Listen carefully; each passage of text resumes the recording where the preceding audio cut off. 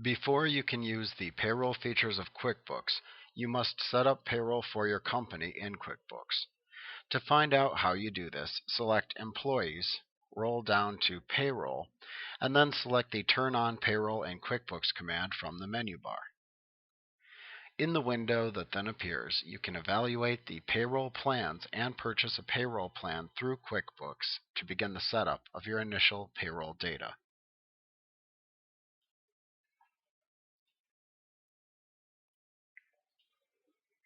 Now, after you have purchased a payroll plan, you can set up basic payroll information within your company file by selecting Employees from the menu bar and then selecting the Payroll Setup command. You then use the QuickBooks Payroll Setup Wizard to input the information that QuickBooks will need to know in order to begin processing payroll for your company file. QuickBooks uses the tax tables that come with your payroll subscription to calculate employee payroll. QuickBooks calculates each employee's gross pay, taxes, deductions, and net pay. In QuickBooks, you can write the paycheck, record the transactions for the correct amounts, print payroll forms, and keep track of your tax liabilities. As an employer, you must subtract taxes and other deductions before issuing an employee's paycheck. Some typical paycheck deductions are federal and state withholding taxes, or income taxes, Social Security taxes, or FICA, Medicare taxes, and state unemployment insurance. You may also deduct for benefits, such as a 401k plan or contributions to your company's medical or dental plan.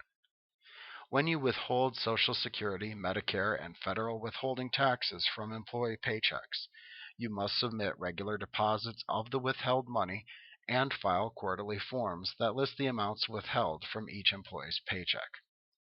Let's review the payroll process and the steps you must complete to perform payroll in QuickBooks. So first, QuickBooks is going to need information about your company.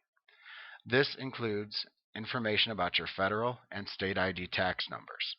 You enter this information when you set up your QuickBooks company in the Easy Step interview.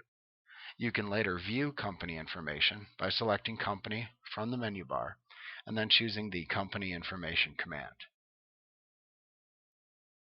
QuickBooks will also need information about your employees.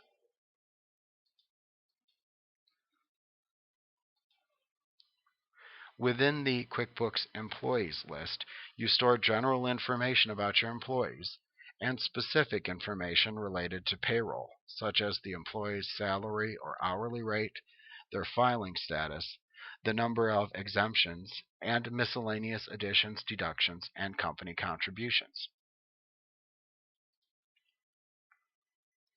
Now, you store payroll information that most employees have in common within employee defaults. Then whenever you have a new employee to add, you can simply enter information that's specific to that employee, such as their name, address, and so forth.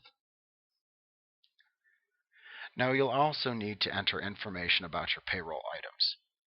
QuickBooks maintains a payroll item list that contains items that affect the amounts on a paycheck, including company payroll expenses. When you specify that you want to use payroll, QuickBooks creates most of these payroll items for you, but you can add others if needed. You'll also need tax tables for federal, state, and local withholdings. QuickBooks uses these tax tables for payroll calculations. You get the current tax tables and keep them current when you subscribe to one of the QuickBooks payroll plans.